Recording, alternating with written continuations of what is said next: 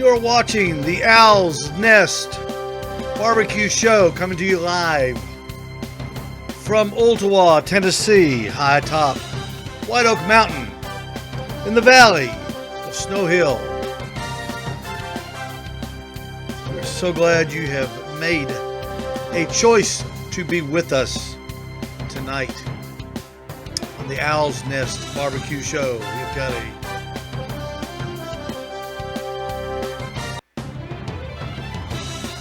about that. It works when you hit the right button. Hey, thanks for joining us, everybody. I was running late, and I ate a Little Debbie. I just say John McGuire's. Tracy, Deidre Smith, thanks for watching. John McGuire. J.R. Fitch joined us. Thank you. Appreciate it. Mike Williams joined. Do y'all, John McGuire, do you have these up in New England? These Little Debbie's? Little Debbie cupcakes? You've seen them. They've got ho-hos like things, ding-dongs. These little Hostess, look like Hostess cupcakes, but they're Little Debbie cupcakes. Y'all let me get that better. There's a better shot right there. There it is. A Little Debbie cupcake. Do y'all have those up in New England? You got those? Anybody? You know, it's the number one snack cake in the world. In the world. And did you know these are made less than 10 miles from where I am sitting? I'm not kidding. McKee Foods is the maker of Little Debbie snack cakes, and they are located in a little town called Collegedale, Tennessee. It's in a little valley between the White Oak Mountain Range and another mountain range, and it's a quaint little. It's a village, and that's where Little Debbie is located. McKee Foods. And from where I work, my gas station, they're located about, probably maybe 3.5 miles.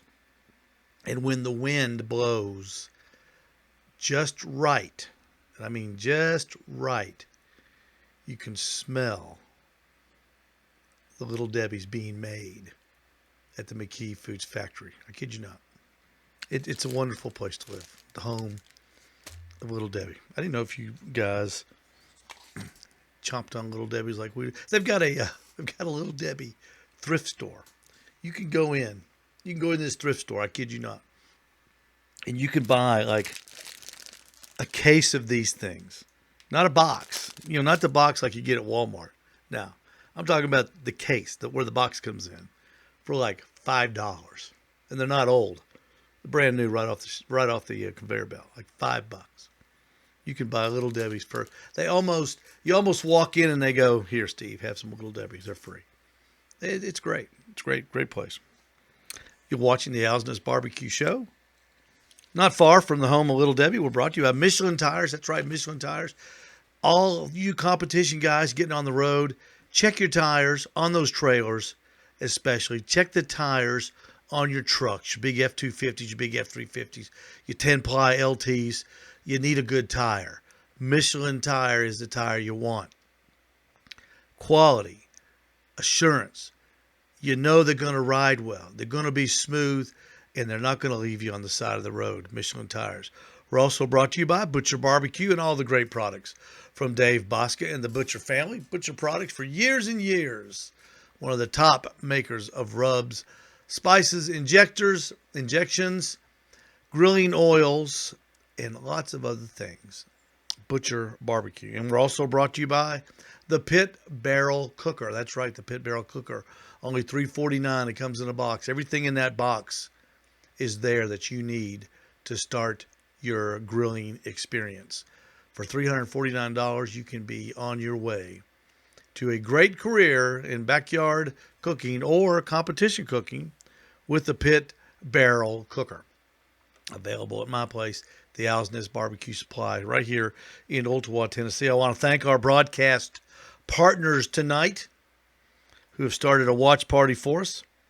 The Backyard Smokers Barbecue on Facebook, Wes Phillips and his crew.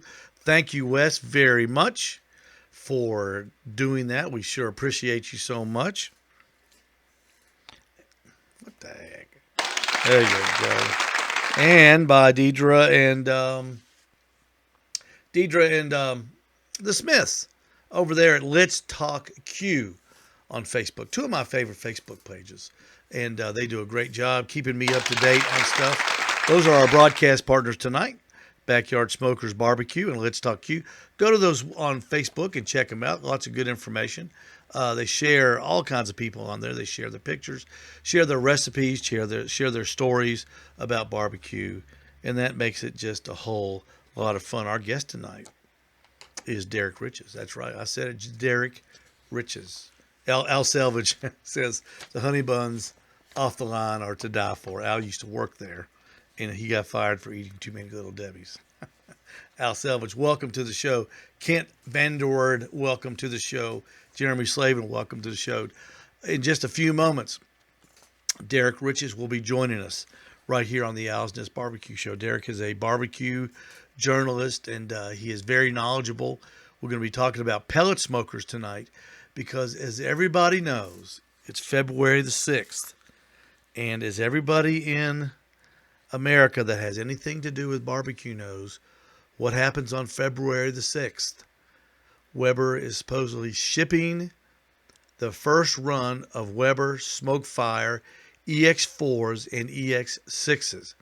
And like everybody else, when I got my notification on email this week, I thought today was the day that we would get our smokers. So I don't know how to read a tracking notice very well, apparently. Someone had to read it to me. We did not get the Weber EX6 like I had expected. We got a bag of Weber pellets and the cover for the Weber Smokefire EX6. The EX6 should be shipped later, I have found out from perusing the internet and various Facebook pages. There's a Facebook page, and it is great. Weber Smokefire Insiders.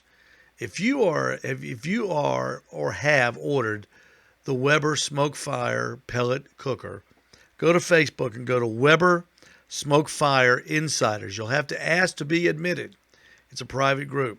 But this group has been going since last fall, and it has grown, and it has grown, and it has grown. And there's more information about this thing on there, and nobody's got it yet. That's what makes it such an incredible Facebook page. Everybody keeps talking about it.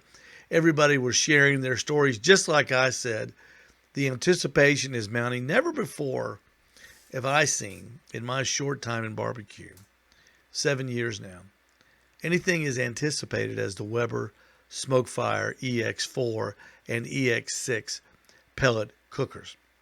So when they come out, you rest assured you will be ready for a plethora, and I mean a plethora and a cornucopia of videos unboxing this thing, putting this thing together, starting this thing up, firing it up, getting it up to 600 degrees as advertised, because everybody knows the most important thing about a pellet cooker is, will it sear a steak? The Weber Smokefire EX6 and EX4 will sear a steak at 600 degrees reportedly. And that's a big deal among pellet cookers. I don't have a pellet cooker. I know. I don't have one. Can you believe it? I've never had one. I don't even know how to use one. I have gravity feed charcoal smokers. I have a stick burner, big Meyer Mixon 48 water cooker. I have an offset HBT made down here in Alabama, just south of us. Big stick burner offset cooker smoker. Got a couple Weber Smoky Mountains. Got a Genesis gas grill. See what else I got. I've got that PK thing, that grill. That's a great grill. But I've never had a pellet cooker. I don't even know how to use one. So I ordered mine, and so I'm in anticipation as well for the arrival of the Weber Smoky Mountain, the Weber Smokefire pellet cooker. Can't wait. I cannot wait. I told the guys, you're going to have to put this thing together for me at my gas station. And as soon as they get it together, we'll be live right here. Hey, before we get with Derrick, I want to tell everybody, Saturday, April the 18th, here in Chattanooga, down in Rossville, which is just over the border, the 2020 Veterans Barbecue Competition. It's going to be a little barbecue contest. If you're watching locally, Alvin and the guys, everybody here, Hal Minnerman joined us. If you're interested in participating in this contest, go to or email barbecueguys01@gmail, and they'll get the information. I'm going to get the information up on my Facebook page. I said that last week, but I didn't get it up. But that's too bad. But I will tonight. Also, February the 28th and 29th, the National Barbecue Tour goes to Lebanon, Tennessee. That is the newest barbecue sanctioning body. They've just come up with it. It's at the James Ward Ag Center. $225 is the cost for cook teams. I think you have to pay a $45 annual member fee, but that's not unreasonable. They've got room for 18 teams, and all spaces are paved with 30 amp service. And go to the National Barbecue Tour online and on Facebook for more information. Like I said, I am waiting. I can't wait for this Weber thing to get here. Just cannot wait. Can't remember when anything was this anticipated of delivery. I've got Derrick Riches on with us tonight. I'm going to go to him in just a second. Derrick is going to go over the history of the pellet smoker, the current situations of the pellet smokers, who's in, who's out, who makes the best one, who makes the worst one. And then we're going to talk about the phenomenon, this Weber pellet smoker. So I am really cranked up to get with Derrick on this thing. Let's go over here to the Skype machine, and we will call him up right now. It'll just take a second. Appreciate everybody joining us tonight. Hello, Derrick. Hello, how we doing? Good. How you doing, man? How you doing? Let's see. Good. Hang on just a second. There he is, ladies and gentlemen. Derrick Riches, all the way from Utah, the square state. Yeah. Derrick, what's that little square on top of the state that sticks up? I don't know, the part where it fits into Wyoming, I guess. When they drew the maps out here, they had no idea what the country was like, so they just drew straight lines. Wouldn't you like to know what that thing was? I'm trying to find something here. Hey, I'm going to tell you, Derrick Riches is here. Let me get the right page. Hold on. Switch. He is the author of a rotisserie grilling cookbook from 2017. He wrote Kebabs, 75 Recipes for Grilling, 2017. Both of these are available at Amazon.com. Derrick resides in Utah, is a proud graduate of the University of Utah, home of the Utes. Besides being a writer, Derrick is a researcher, tester, reviewer of all things barbecue. Derrick, you've got the job that we all wish we had, that of a barbecue journalist. Welcome to the show, man. It's great to be here. Glad you had me. I was just so thrilled when you said you'd come on and talk to us a little bit. As we start every show with a little segment called "How Smart Is My Guest?" And let's see, you're smarter than the host because I can't find my music that I wanted to play. Maybe it's up here just a second. Oh well, it doesn't matter. Okay, Derrick Riches, for all the money. Okay. What is now? You're going to think this is strange, but just bear with me, okay? Because we're going to tie it all together, and you may get it. What is the highest IQ ever recorded? You know, I'm going to go with you're thinking 212. Whoa, are you serious? That's your answer? Is that your final answer? You want to call a friend? Say that or like 196. I'm not sure. Derrick, it's somewhere in that. It's 228. You were close. 228. Yeah, 228. Okay. That's what I want right there. Well, all right. That's not my IQ, so. Well, mine either. But you were close, man. I mean, that's pretty good. Okay. Being an alumnus of the University of Utah, who is the most famous alumnus of the University of Utah? I doubt it's me. Let's see. Who went to the University of Utah? And everybody's thinking, where is he going with this? But just bear with me. Yeah, I don't know. I have no idea. I don't know. You don't know the most famous? I didn't meet them all.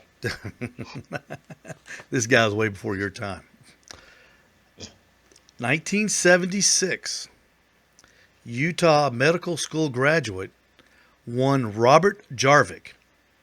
Do you know who? Okay. Do you remember that I name? remember those days. Okay, I sure remember that.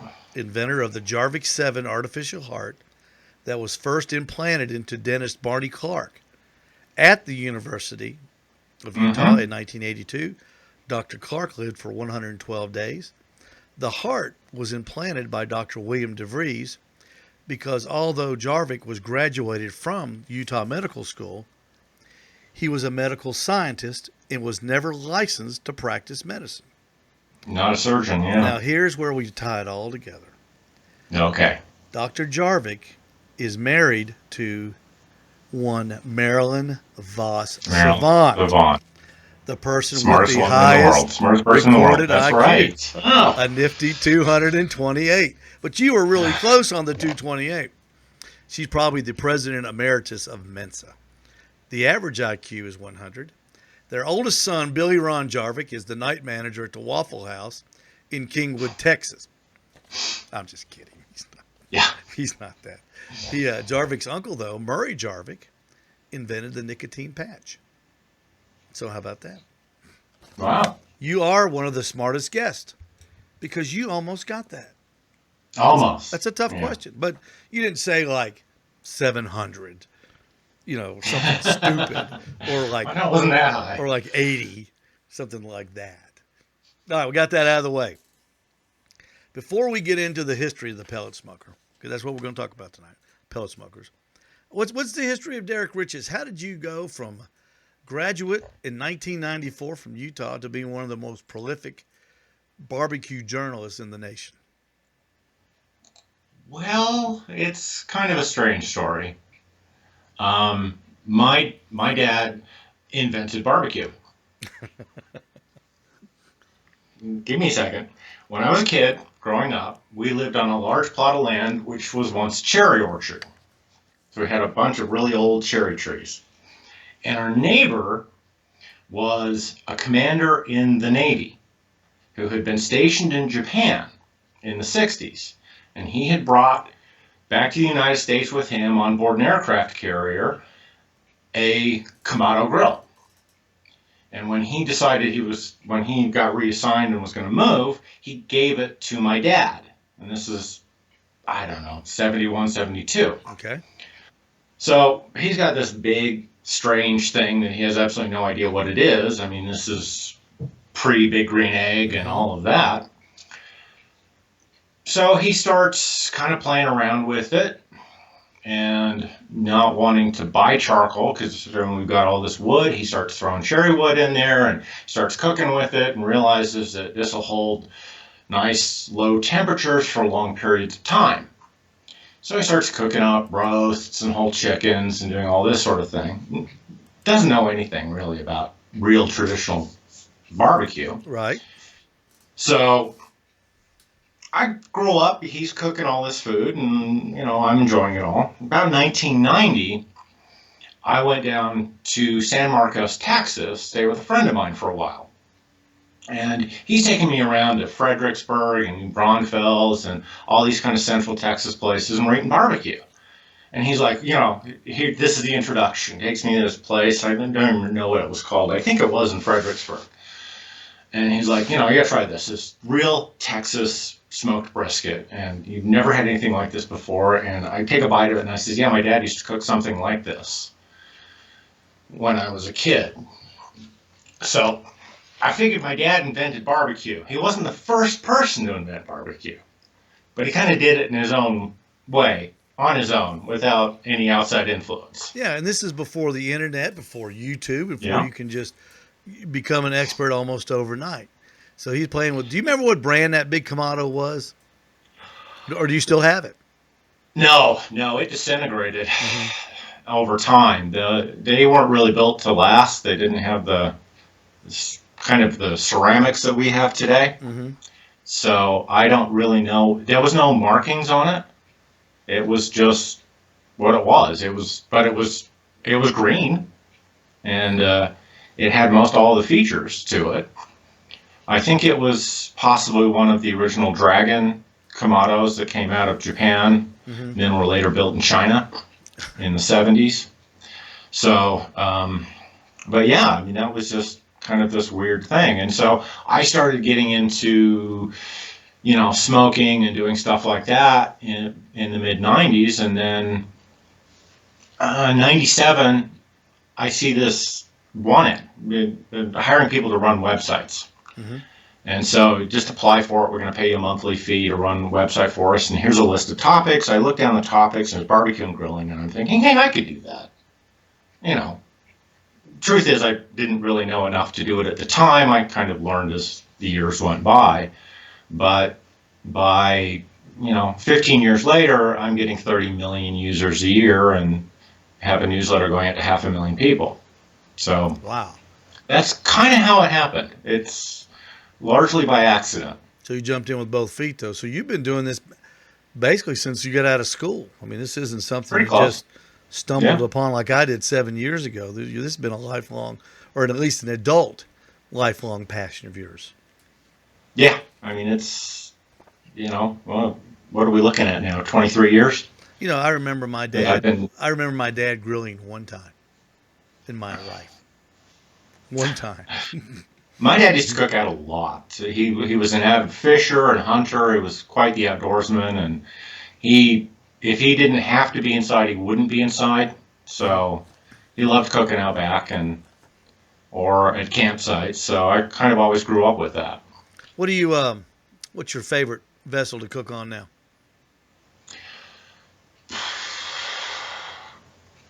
That's hard to say. I, I've had a big green egg for a million years. I love Mm-hmm. that. Um, I like simplicity. I like charcoal. I will do a lot on a Weber kettle because Mm-hmm. I've been using one for more than 20 years. But other than that, I get cookers in a lot to work with. So something new comes in, and that's what I'm cooking on, Yeah. and then I just kind of keep moving from unit to unit.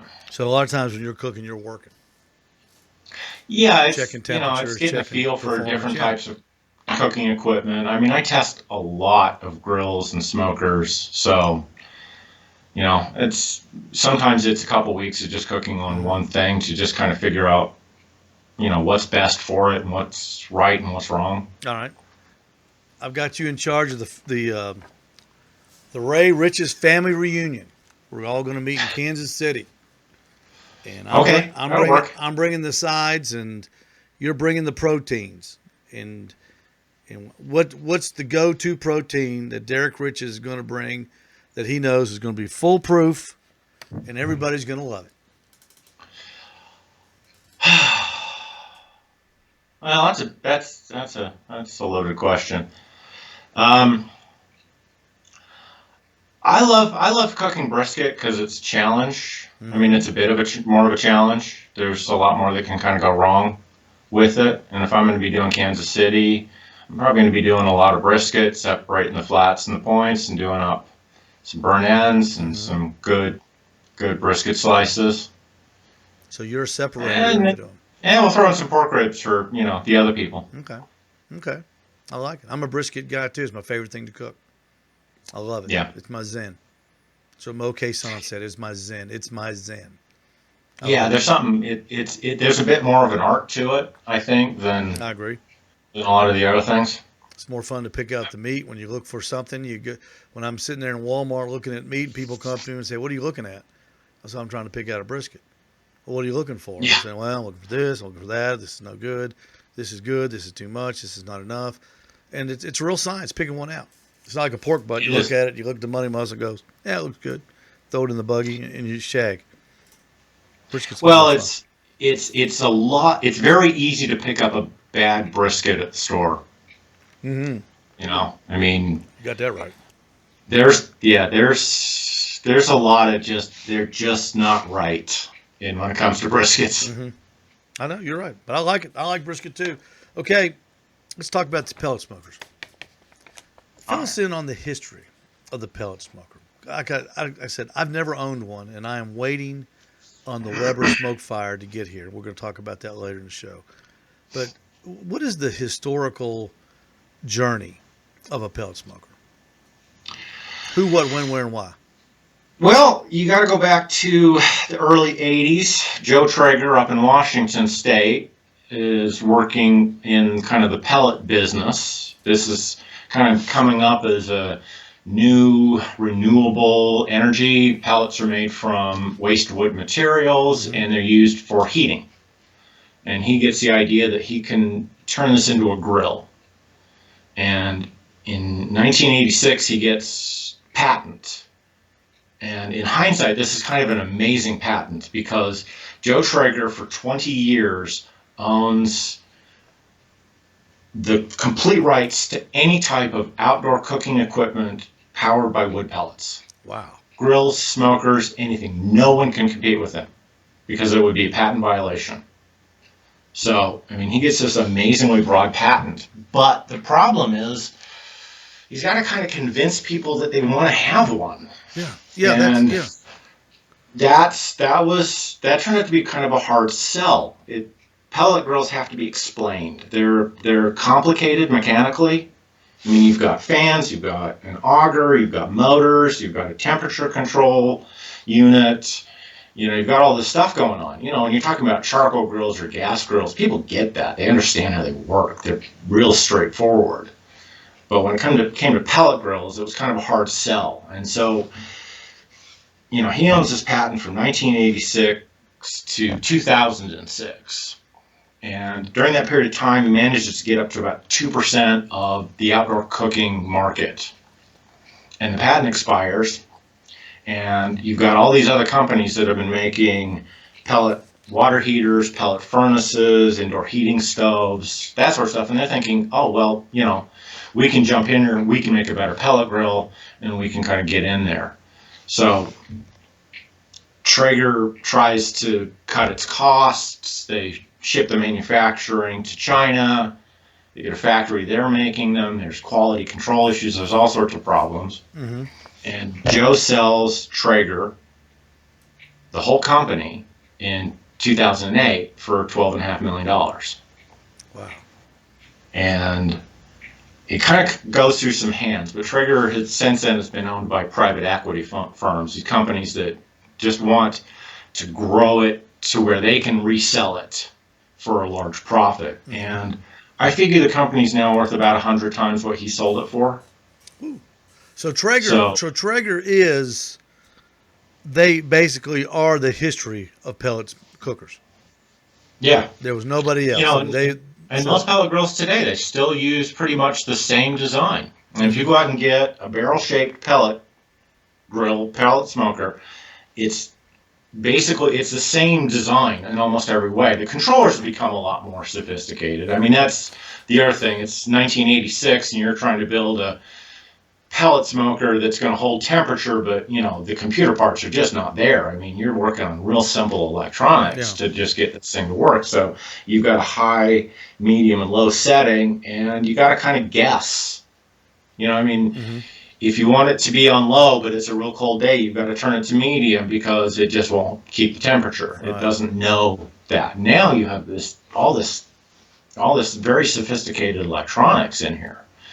All the Wi-Fi apps and Well, we'll get to that. But on. what the part that you brought up about you had to convince people. It's like,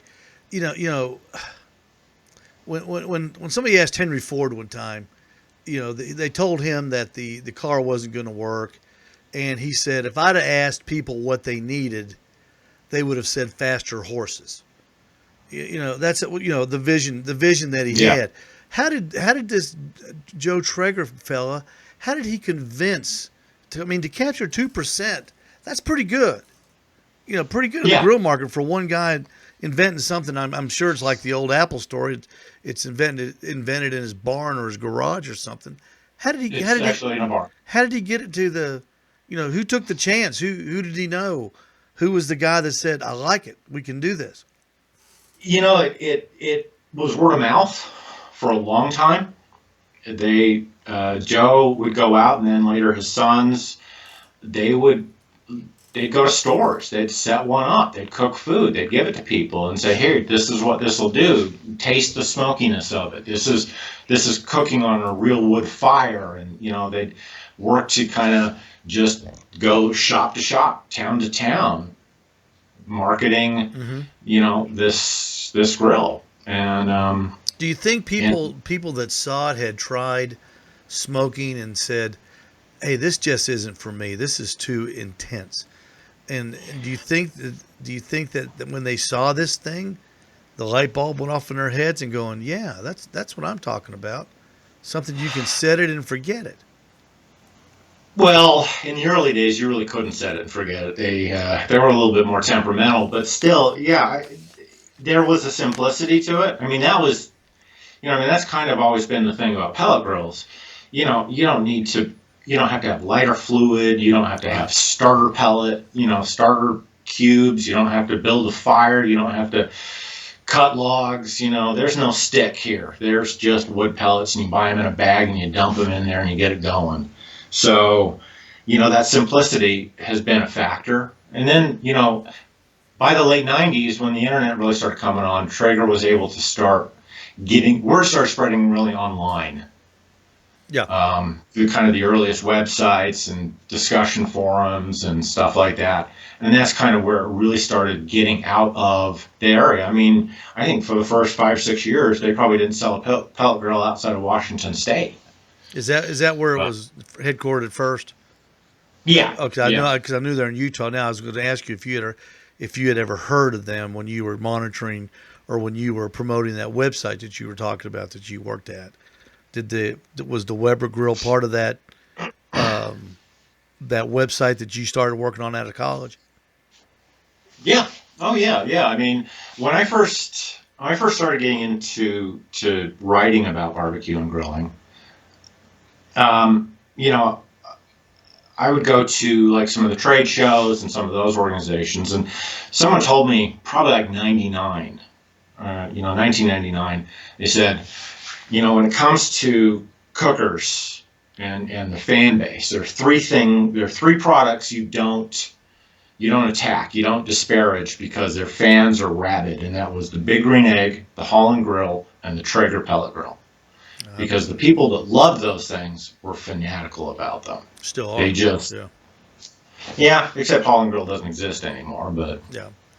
But the pellet smoker is normally you don't create a market, you service a market. And for yeah. the one guy to come out of his barn with a machine that literally it has turned the barbecue world upside down as far as the backyard person. I mean, there's no doubt. Yeah. I have resisted and resisted and resisted it, and I finally have given in. When I heard it first came out, I was talking with David Bosca. I called it Satan. The simplicity was just so stupid that anybody could use it. But as I studied it more and read about it, it's the technology isn't stupid. I was stupid. The technology is fascinating. That you can tell this thing to cook. And I'm getting ahead of myself a little bit in the interview, but that's all right. You can tell it to cook, what time you want the meat done, and what time you're going to basically come back from playing golf. And when I open that door, I want it to be ready. Oh yeah. That's what it's going to do. Yeah, it's it has become a revolution. I mean, for years I was kind of resistant. It was, in the first knockoffs of Traeger first started coming on the market. I'm like, pellet grills are okay, but Here we go. is it really barbecue? Yeah. Is it really, you know? I'm kind of a traditionalist that way, but now you just can't deny it. It's such a huge thing, and the fact that all of these big companies now have their own pellet grill lines. Okay, You that know, was I mean, hold right there. That was my next question 6. Fast forward to 2020. It seems like every major corporation other than Playtex is making a pellet smoker. Do you think this erode now? Is this eroding? Hang on a minute. I got these piece of crap headphones. Derrick, do you think the pellet smokers are they eroding the base of say Traeger and some of the leaders, or are they simply is Traeger and these other companies are they selling more smokers and are they eroding the base of the offset pits? Because I'll tell you, this year when I went into Walmart, my local Walmart, and I'm checking out all of the different grills they've got and smokers, it's a gas grill, it's a hybrid, a gas and a charcoal grill, and it's a pellet smoker. There's not one single offset smoker in there, and I can never remember that. And I just use Walmart because that's the closest mass marketer that I have to where I live. I have to drive a little bit to go to Lowe's or Home Depot. But is it eroding? Are they fighting amongst themselves, or are they just stealing the sales from the other types of vessels? so far it's been that they're taking away from other types of cookers. Mm-hmm. And there's kind of been a war on offset smokers for quite a while now. People say they're uneven, they don't cook right, you don't want one. I don't agree, but I know that Kamado grill sales are down. I know that higher end charcoal grills and a lot of smoker sales are down. It's hit a lot of traditional companies pretty hard because they were selling. You're selling $1,000 stick burner or $1,000 Kamado grill or something like that, and people are going to be looking. Well, I can get this one, and I can go to the football game and check on it at halftime and adjust the temperatures, and then come back and have food. Yeah. I can't do that with these other types of cookers.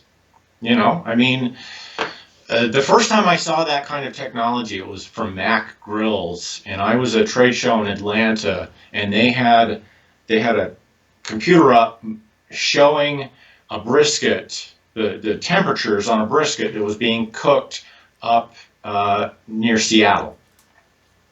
And that was the first time they made this like wireless technology, so you could do that. And so right now, the competition it's been Pellet versus everyone else. And now that Weber's in there, now that Broil King's in there, now that Charbroil's in there, now these other companies are in there. Now I think is when we're going to start seeing a war between the pellet companies. Well, there's somebody. That's what I was getting ready to ask you. I saw in our local Walmart. There's a few of the Pit Boss in there, but very few. The product that has taken the place of the Pit Boss, because last year it was all Pit Boss pellet smokers were in there, and that's all that was in there. Now this year, Cuisinart has taken over their position that I can see at least where I am. And now explain that Cuisinart, because I heard you the other night on Greg Rempe's show talking about that, and to me that's another aspect of what's going on that takes it even to another level in the pellet business. Yeah, well, so Cuisinart has this division on the side that does outdoor products. The Cuisinart company itself doesn't really care much about these outdoor products, but it fills out their product catalog. I mean, if you actually go to Cuisinart website and you start looking through there, you got to kind of look for some of the outdoor cookers a little bit, because it's just an aside. But if you're Cuisinart and you go to Walmart and you say, hey, you want to carry our blenders and our food processors and all this sort of stuff, we want a certain amount of floor space for our new line of pellet grills. I mean, that's one of the things that these big companies have. And this is the power that Weber has. And we're going to see that with, anyone else who kind of comes in with these big brand names, is they go into the big box retailers that they already have a relationship with. and they say, hey, nobody's heard, these little companies that nobody really knows anything about, squeeze them out. Put Mm-hmm. us in front of them, put them in the back. They can be your discount products. We want big, better floor space, and we want you to carry our products, on on a much broader scale. So that's like I said, now the competition is going to be between the pellet grill companies, the pellet smoker companies, because now there's enough of them and enough big names with a lot of power that I think if I was a smaller pellet grill maker, I would be looking for a new way to market.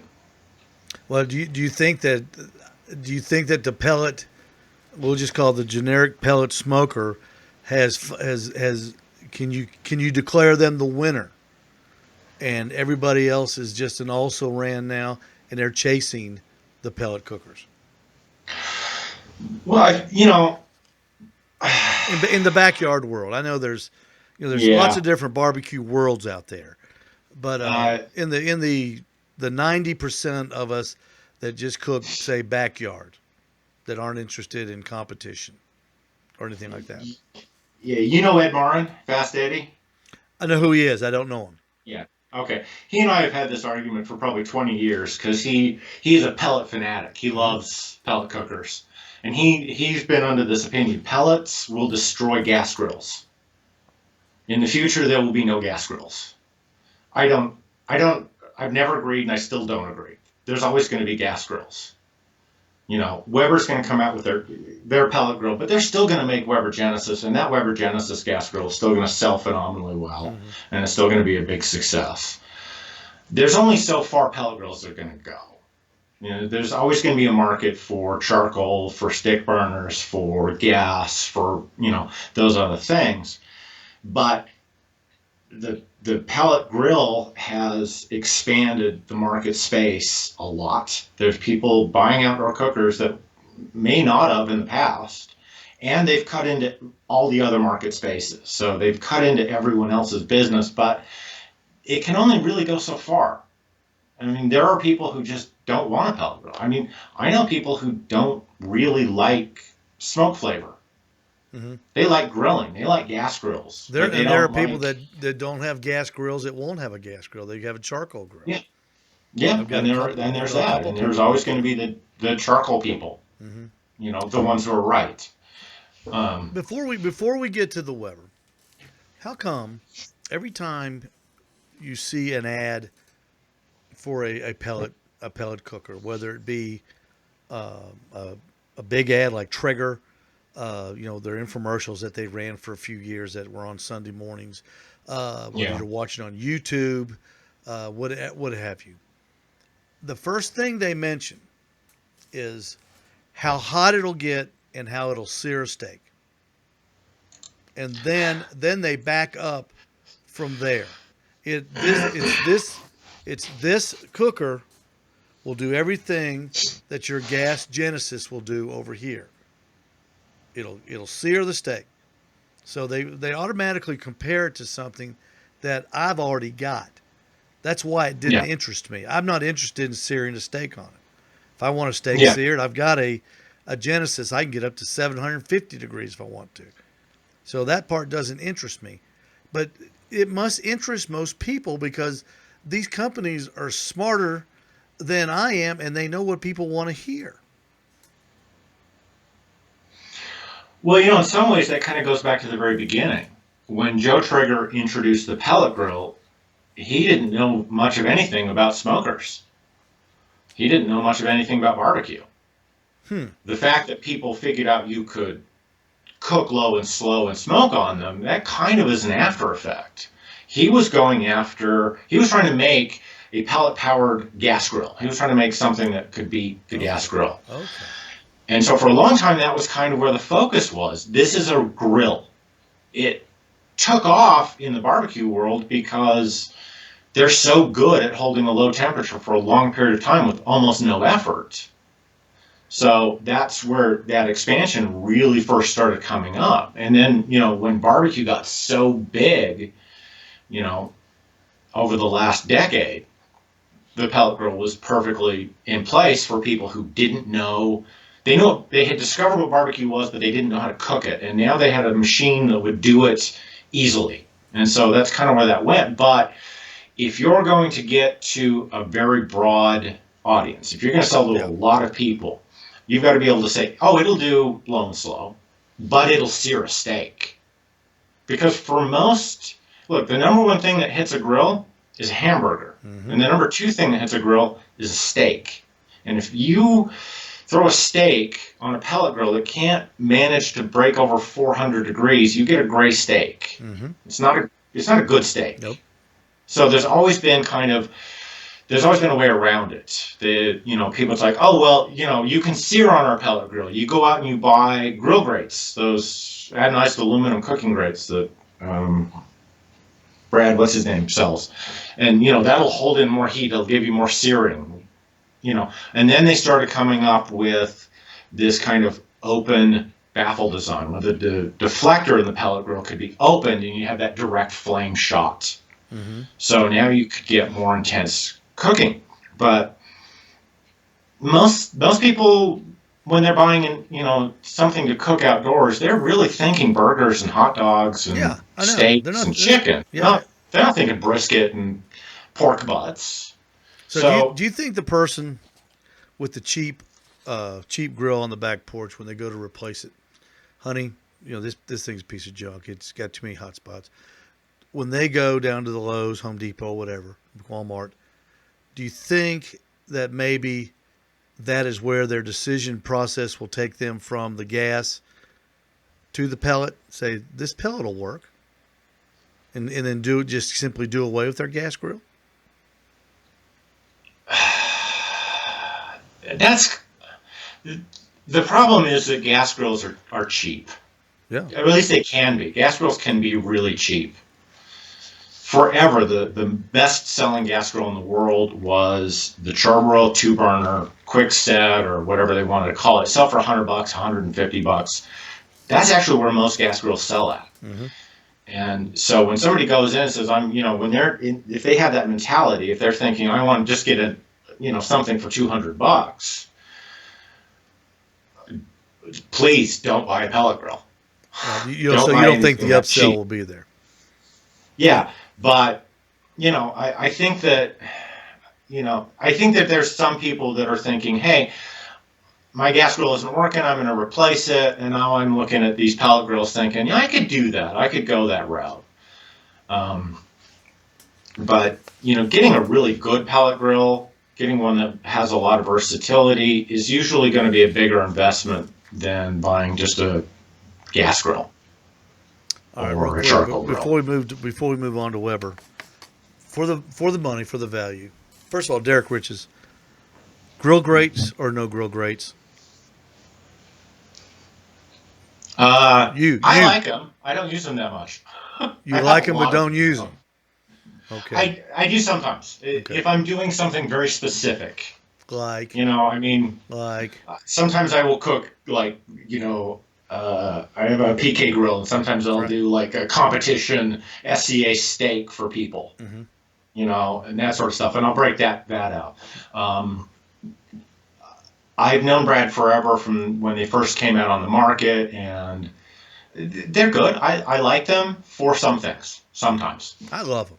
I use them all the time. It's a good product. I love them. I had a discussion with a group of friends today, and we were talking about it, and I made a note to ask you, grill grates or no grill grates? You like them sometimes. That's good. Good answer. Well, it also depends on what I'm cooking on, because I actually, I've had grills that have very good cooking grates. They're very heavy. They're very massive. Mm-hmm. They have that good heat conduction, when you're doing high temperature cooking. Some grills, they just don't have they don't start out right. You need to kind of fix them up. See, I use them. I put them on my gas grill. I've got a Genesis. I put them on there and use them on that. I put them on my PK. I put them on my cheapo gas grill that I've got at my shop that I cook chicken wings on. I like them because it keeps the flare down. That was the number thing. When I can cook hot and it keeps the flame down. That's what I like about it. I think. Well, I've recommended that to people. People say, I've got a grill. I don't want to buy a new one, but I'm having so many flare-up Yeah. problems. I'm saying, go buy these. Go buy these. Put them in your grill. You'll never worry about your flare-ups again. Yeah. Good product. I don't know how we got off on that, but that's okay. It's okay. All right. Fast forward again. The Weber Smokefire was out today. Never, and I was the biggest whiner online because mine didn't come today. But I wasn't alone. A lot of people whine Yeah.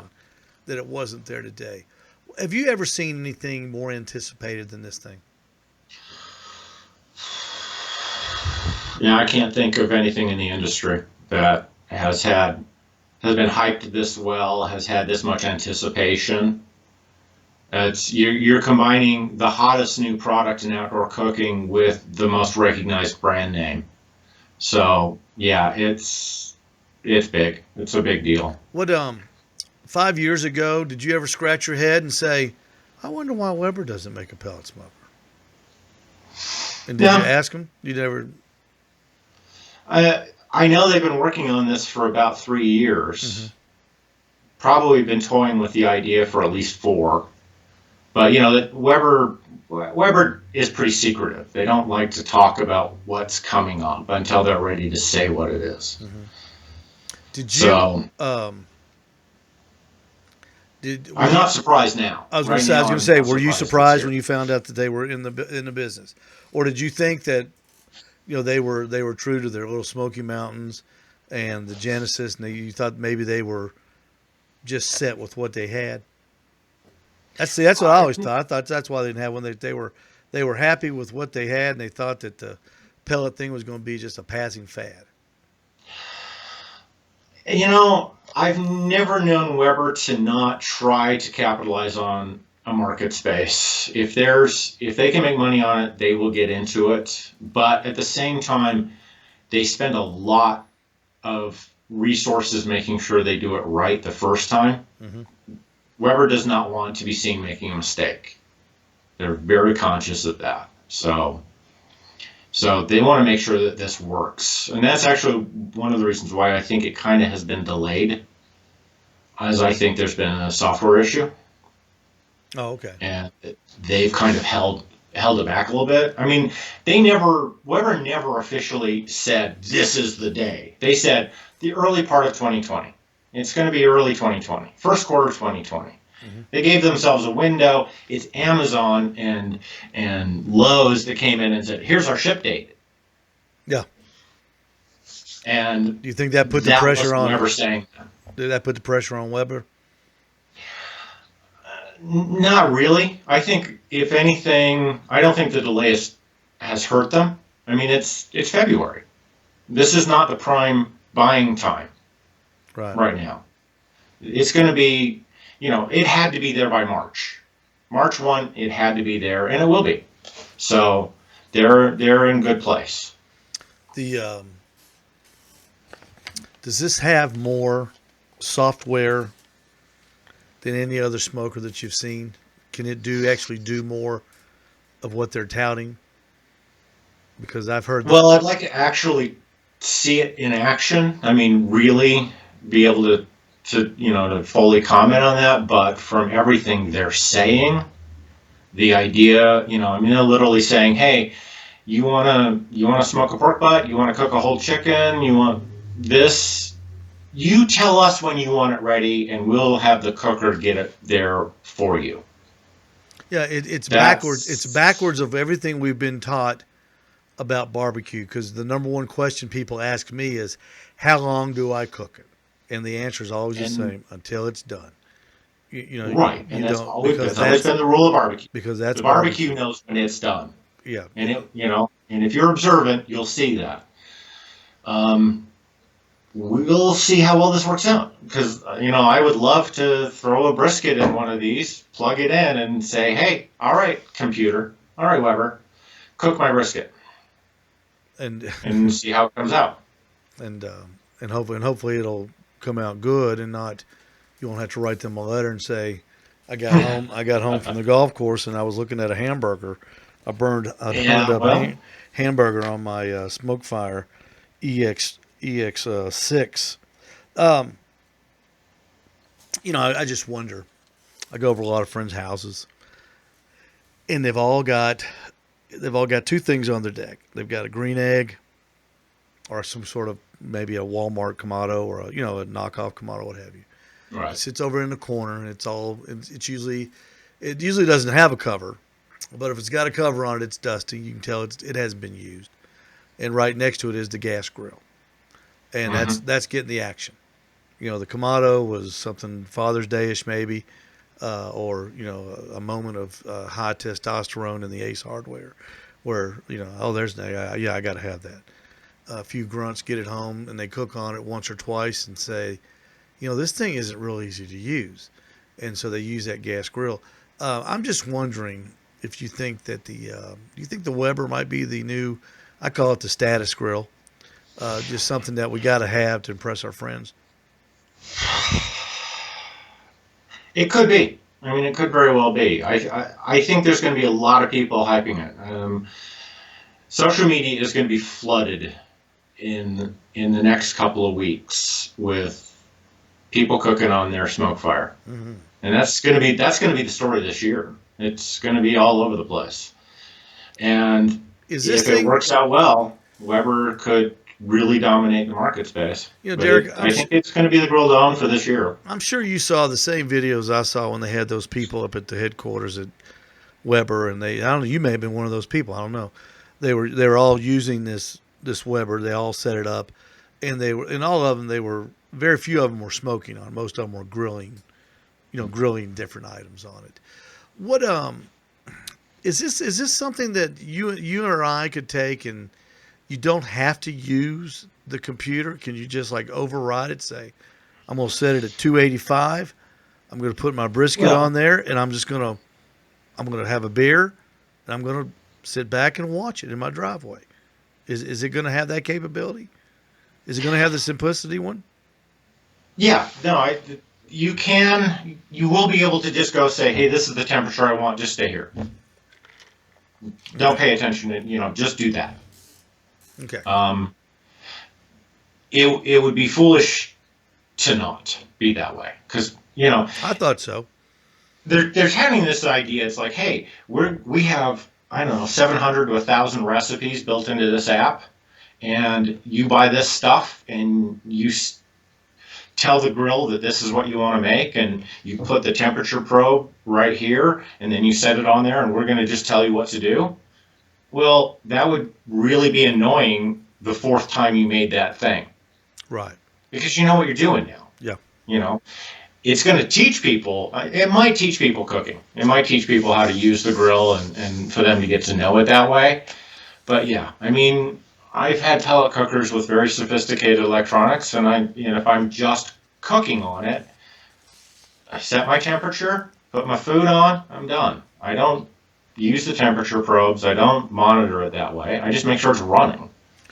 On your The power experience, doesn't in out. your experience of testing all these smokers that you get to test, which is which brand and which model number, if you can remember it, the model number was the most technologically advanced that you've seen so far?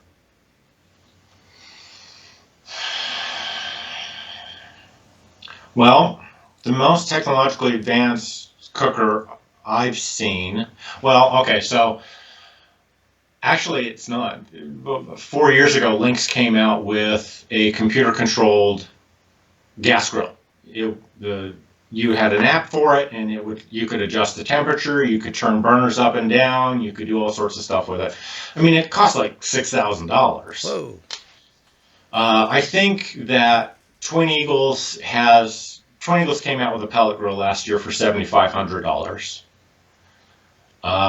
It will use probably half the pellets per hour as Smokefire because it's incredibly insulated. Hmm.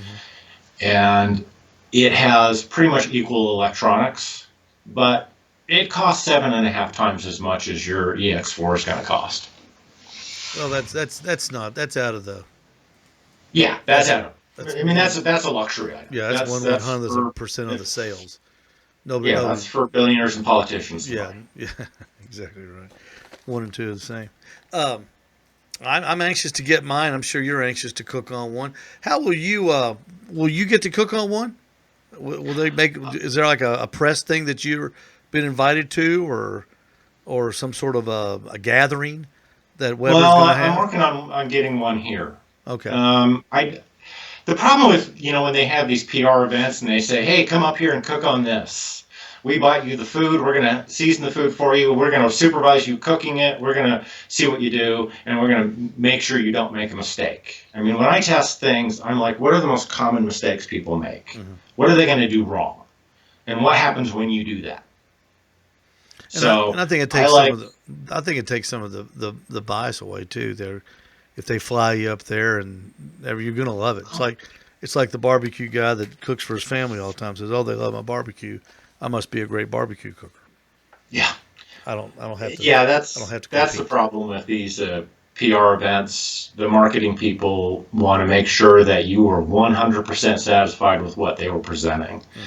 I I test things by breaking them. That's Yeah, what can I do to where's it going to break? What's going to go wrong here? yeah. Because that's I mean that's when people are reading reviews, they don't. It's like, oh well, it worked great on the showroom floor, or the first time you cooked on it, it went great. But if you do something slightly wrong, is it going to destroy it? Are you going to be $200 getting it fixed? Is it just going to shut down? So when I get Is the wheel well, I'm going to not going to fit try to break between it. the wood on my deck and turn over? It's the small things like that. Yeah. You Oh know, yeah, definitely. There's some really dumb little details that a lot of manufacturers kind of miss, who and it's among us also hasn't dumped a charcoal grill before? I mean, I've dumped the whole thing, just knocked it over. yeah, I mean, that will happen. you're horsing around, or somebody's kid runs over to it, and you run to grab the kid so they don't burn themselves, and your shirt tail gets hooked on the edge of that PK cooker, that little aluminum part that sticks out that just grabbed my shirt tail and grabbed it, and I turned it around, and all of a sudden I looked at it, and it was following me like a car chasing the French Connection, and then boom, and it Yeah, goes over. that's So yeah. I mean, things like that happen. Oh, To it's me, true. to Plus, me, there's also you want to assemble it. I mean, for me, it's like I want to put it together. I want to see what the instructions say. I want to see what the parts are like, because the number of times people have sent me a grill or a smoker, and I tried to put it together, and it's like the screws are on the wrong side, the holes aren't big enough. right. Yeah, This doesn't fit here. Because if I have to get the sledgehammer out to get this thing apart, you've got a problem. yeah, no kidding.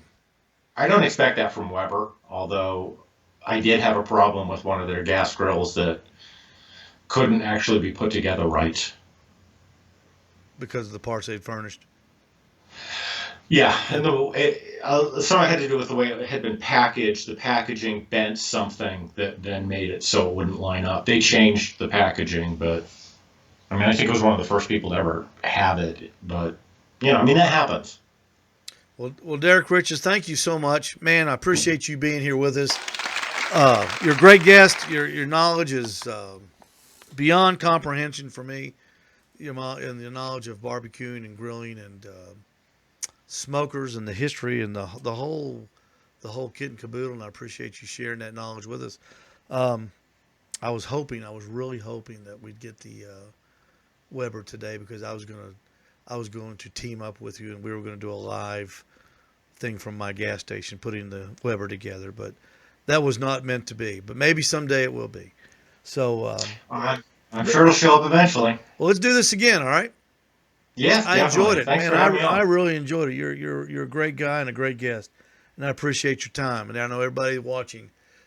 We had a bunch of people watching tonight, man. We may have set a record for the Owl's Nest Barbecue Show, but Oh, good. You got a great show going. well, you're a great guest, and I appreciate it. And we'll talk to you sooner than later. I promise you. Thank you so much, Derrick Riches, everybody, straight from Utah. What a great guest. What a great guy. What a great guy. Hey, we got to go, man. We got to go. We got to go. We're just a little bit over, but that's okay. I want to do this. And I want to do this real quick. Come on, come on, come on, come on. Hang with me. Hang with me. Where is it? Right there. I want to remind everybody that, let's see. Don't forget, tomorrow night, Friday night, you can hear Jeff Rice, the Ricer of Dead Broke Barbecue. He's got Tavern Talk live on YouTube. That's at 9 o'clock. Go to Dead Broke Barbecue. You can check out Ricer on Tavern Talk Barbecue at 9 o'clock. On Monday night, it's Chewing the Fat with Brian Jarvis, sponsored by the Atlanta Barbecue Store. That is 9 o'clock Eastern Standard Time on Facebook. Tuesday afternoons, you can hear In the Pit with Johnny Maggs and Messy Mike at 5 o'clock live on Facebook. Tuesday night, the granddaddy of them all, the Barbecue Central Show with Greg Rempe live on Facebook and YouTube at 9 o'clock. 2 hours of the best barbecue information in the United States. And on Wednesday nights, don't forget Sandy Smith, Just Piddling Barbecue on YouTube at 8 o'clock. He and his wife Brandy got a unique little show. It's kind of a town hall barbecue show. I like it, and I promise if you watch it, you will like it too. Everybody, thank you for joining us. Next week, we have got a representative of the National Barbecue Tour who will be with us, and we'll be talking about that event coming up February the 28th, I believe, 28th and 29th in Lebanon, Tennessee. So stay with us until then, next Thursday. Everybody, thank you for watching. Thank you for listening. Good night and good luck.